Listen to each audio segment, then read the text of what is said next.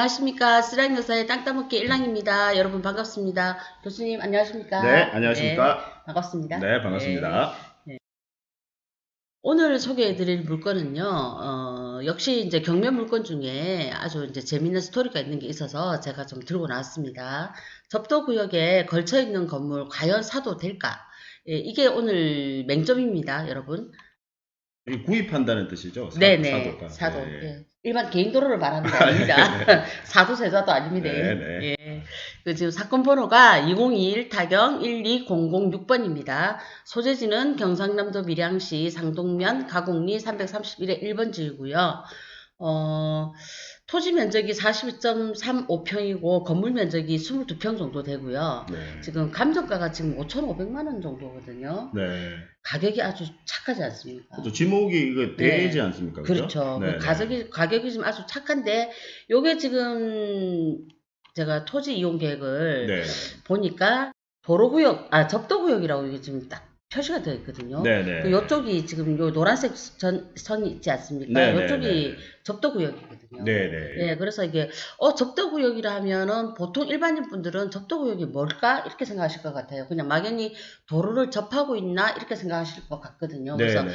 여기에 대해서 한번 좀 짚어보는 게 어떨까 해서 이 물건을 가지고 나왔거든요. 네. 그럼 먼저 위치를 잠깐 한번 볼게요. 네. 현재 여기가 네. 지금 여기 물건이 소재하고 있는 위치거든요. 네네. 그럼 여기 이제 밀양 IC에서 저희들이 한번 가본 결과 네. 차로 한 5분 정도 거리지 않았습니까? 네. 예, 이게 밀양 IC가 어디 있냐면 네. 여기가 지금 밀양 IC거든요. 네. 예, 그리고 이제 물건지는 다시 나와서 여기거든요. 길 따라서 여기가 예. 25번 국도입니다. 네네네. 그 25번 국도 따라서 조금 올라가면 바로 도로변에 그렇죠. 위치하고 있는. 네네. 그래서 지금 여기 동쪽 여기서 보면 동측 방향으로 여기는 전원주택들이 지금 많이들 지금 소재하고 있거든요. 네.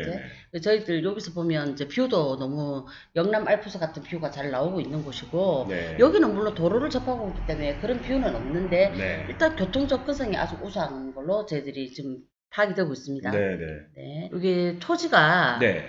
지금 감정가가 지금 4천만 원 정도, 4,100만 원 정도 가까이 되거든요. 네. 여기 이제 접도구역에 접하고 있다 보니까 이제 감안된 가격으로 해가지고 감정가가 좀 낮게 좀 책정이 된 것 같아요. 지금 현재 공시지가가 제곱미터당 15만 200원이거든요. 그러니까 도로 2차선 도로를 접하고 있고, 그래서 이게 이제 접도구역이 아니면 사실상 금액은 제가 볼 때는 땅값이 여기서 1,000만 원은 더 포함이 돼야 되지 않을까? 예, 지금 그렇게 봐지고 있고요. 그러면 이제 많은 분들이 굉장히 궁금해하실 접도구역. 접도구역에 대해서 이제 한번 짚어볼게요. 그러면 이제 교수님 접도구역에 대해서 설명을 좀 간단히 좀 부탁드리겠습니다. 일단 우리 일반인 분들이 헷갈려 하시는 것 중에 이제 접도구역이라는 표현이 나오고요. 뭐 좀 헷갈리는 표현들이 있습니다. 접도구역. 그 다음에 이제 도로구역. 도로구역이라는 표현도 나오고. 그렇죠. 그 다음에 이제 뭐 완충녹지 뭐 이런 표현들이 나옵니다. 일단 이제 도로구역은 말 그대로 그 도로와 우리 왜 도로 있지 않습니까? 뭐 도로에는 뭐 여러 가지 종류의 도로가 있습니다. 뭐 국도가 있고 뭐 지방도가 있고 또 뭐 고속국도가 있고. 그렇죠. 이 도로와 같이 이 일체를 이루는 그 일단의 토지를 도로구역이라고 합니다. 그러니까 이제 직접적으로 얘는 도로구역은 도로다라고 이해를 하시면 돼요. 그리고 이제 접도구역은 이 도로를 파손이나 파손 방지, 뭐 그다음에 뭐 미관훼손, 이제 무슨 이야기냐면 만약에 바로 이제 도로구역 바로 가에 건축행위를 하게 되면 이제 도로구역이 그 건축행위로 인해서 이제 뭐 파손이 되거나 훼손될 수 있지 않습니까?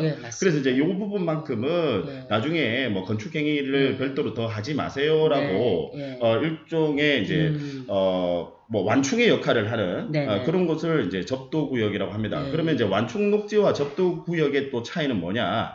완충녹지는 이제 말 그대로 녹지, 그러니까 도시지역 안에서 지정이 되는 게 이제 완충녹지고요. 그 다음에 접도구역은 이제 도시지역 외에서 이제 지정이 되는 게 접도구역입니다. 이 집 같은 경우에는 지금 제가 지금 노란색으로 이렇게 표시를 해놨거든요. 지금 상당 부분이 지금 접도구역에 지금 다 걸쳐 있지 않습니까? 그럼 요 위에 지금 삼각형으로 된 요 정도가 지금 접도구역에서 빠지거든요. 네네. 그러면 이걸 이제 면적을 대충 재어보니 이게 한 11평 정도 그때 나온 걸로 제가 알고 있거든요. 11 몇 평 정도 되겠더라고요. 네. 그러니까 이제 이게 42평짜리 땅에서 거의 뭐 30평이 넘게 빠져버리니까 네. 그러면 이거 같은 경우에는 이 집을 사서 네. 사실상 행위 제한 같은 것도 좀 살펴봐야 되지 않습니까? 이 건축물을 어떻게 다른 식으로 활용을 할 수 있는지 그게 지금 관건일 것 같거든요. 그렇죠. 네. 그래서 거기에 대해서 설명 좀 해주세요. 일단 우리 접도구역은 네. 지금 우리 화면에도 보듯이 네네. 행위가 이제 제한이 됩니다. 즉 이제 거기에 뭐 토지의 형질을 변경하는 행위라든지 아니면 건물을 새로 뭐 신축을 한다든지 뭐 증축이라든지 뭐 개축 이런 것들이 허용되지 않습니다. 그러니까 있는 상태의 그 유지만 가능할 뿐이고 얘가 뭐 여기다가 이제 다른 더 이상 추가적인 이제 개발 행위는 이제 안 된다라고 이해를 하시면 됩니다. 다만 그 대지에 있어서 접도구역으로 지금 지정된 부분이라 하더라도 그 대지 면적 전체를 가지고 그 용적률과 건폐율을 계산을 하거든요. 그럼 아까 여기 같은 경우에는 한 40여 평 정도. 네, 그러면 이 접도구역으로 지정되어 있는 부분이 있다 하더라도 그 전체를 가지고 이제 건폐율, 아까 건폐율 같은 경우 여기 계획관리지역이니까 한 40% 되겠더라고요. 그럼 거기에 대해서는 이제 건축행위가 가능합니다. 다만 건축행위를 할 때 그 제한이 그 접도구역으로 지정되어 있는 부분까지는 이제 건물이 들어올 수 없다 이 말이죠. 그렇죠. 그 외를 제외한 나머지 부분은 전부 다 건축이 다 가능한 토지다라고 이해를 하시면 됩니다. 그럼 사실상 이 집 같은 경우에는 뭐 신축, 개축, 증축이 안 되니 리모델링 정도밖에 할 수가 없는 거지 않겠습니까? 그러니까 뭐 이게 참 이렇게 되면 사실상 소유자한테는 좀 불이익이지 않습니까? 불이익이 있죠. 그래서 현재 우리 법에서는 이 접도구역으로 이제 지정이 돼서 토지 이용이 상당히 이제 그 전체적인 토지 이용 자체가 상당히 많이 심각하게 침해를 받는 경우에는 법에서 이제 매수 청구, 우리 도로법에서 매수 청구도 가능하도록 이제 규정을 두고 있습니다. 다만 이제 매수 청구를 하실 때 중요한 것은 그 접도구역이 지정될 당시에 그 소유자분이 이제 매수 청구를 하는 것이지 아니면 이제 상속인 같은 포괄 승계인은 매수 청구가 가능합니다. 그런데 그 이후에 승계인 분들은 매수 청구가 제한됩니다. 그래서 그 점을 유의하셔야 돼요. 그래서 이 물건 같은 경우에는 지금 접도구역으로 이제 지정이 돼 있으니까 그걸 당연히 생각을 하시고 감안을 하시고 이제 매수 신청이 들어가야 되는 게 옳다라는 거죠. 그러면 사실상은 이게 낙찰을 받으시는 분은 이 매수 청구의 요건이 안 되지 않습니까? 그렇죠. 승계인에 해당되니까 매수 청구를 할 수는 없습니다. 그러면 이 상태에서 지금 뭐 리모델링 정도는 가능하니 혹시 이게 지금 현재 이거 주택으로 쓰고 있지 않습니까? 근데 계획관리 지역이고 도로를 완전히 지금 이제 접도구역 걸쳐 있긴 하지만 도로를 완전히 앞에 두고 있지 않습니까?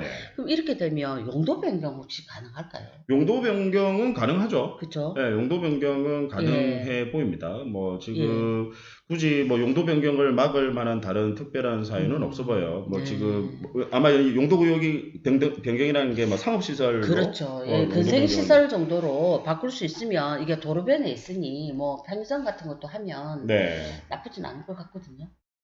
뭐 가능은 해 보입니다. 다만 이제 그 부분은 이제 나중에 혹시나 그걸 계획을 하시는 분이 있으시면 미리 관할관청에 좀 확인하고, 사실 관할관청은 상당히 보통 소극적으로 답을 하시거든요. 그렇죠. 상당히 네거티브하게. 왜냐면 그분들 입장에서는 이제 그게 안전한 거니까 괜히 된다고 했다가 안 되면 큰일 나니까. 그래서 조금 네거티브하게 이야기를 하니까 그 점 참고하셔가지고 먼저 문의를 한번 해보시고 직접 매수 신청을 하시는 게 좋을 것 같습니다. 그래도 전반적으로 가격이 뭐 5천만 원대 같으면 이 가격이나 아니면 한번 좀 유찰시켜도 이가 충분히 이 물건은 뭐 수익률로 봐나 어떻게 봤을 때 나쁘진 않을 것 같아요. 그렇죠. 뭐 이걸 아까 제가 말씀드린 대로 이 접도구역에 대해서 그 의미를 제대로 이해를 하신다라면 아마 이 가격에서 바로 매수 신청을 하지 않고 아마 유찰이 되지 않을까라고 뭐 예상은 합니다. 조금 싸게 사야지 또 재밌다. 그런 왜 또 만족감을 느끼지 않습니까? 그렇죠. 뭐 예를 들어서 이게 매수 청구조차도 안 되기 때문에 이거를 모르고 들어갔다가 진짜 길바닥에서 울고불고 막 배째라는 식으로 할 수도 있을 것 같거든요. 머리에 띠두르고도 막 이렇게 하실 수도 있을 것 같아요. 절대로 안 돼 이러면서 막 그런 말씀 하실 수도 있을 것 같거든요. 접도구역에 걸쳐 있는 거라서 여기에 대해서 오늘 좀 잘 살펴보았고요. 교수님 오늘만 정말 명쾌하게 답을 해주셔가지고 네. 제가 오늘 너무 든든하고 네. 새삼 더 존경합니다. 아, 네네. 선생님, 뭐 말씀하실 때도 몸이 같이 반응을 막 이렇게 하시네요. 제가 원래 흥이 있으신 분이라 제가 리액션이 네. 원래 큽니다. 네. 예. 오늘 고생하셨습니다. 네네. 교수님. 고맙습니다. 예. 여러분, 접도구역에 걸쳐있다고 두려워하지 마시고, 다방면은 다각도로 고민을 해보시고 살펴보시면 또 길이 열리거든요. 그 인물권 같은 경우에는 그런 식으로 접근을 하시면 충분히 수익률도 거둘 수 있을 것 같고 아주 훌륭한 물건이라고 보여집니다. 구독, 좋아요, 알람 설정은 항상 사랑입니다. 여러분, 감사합니다.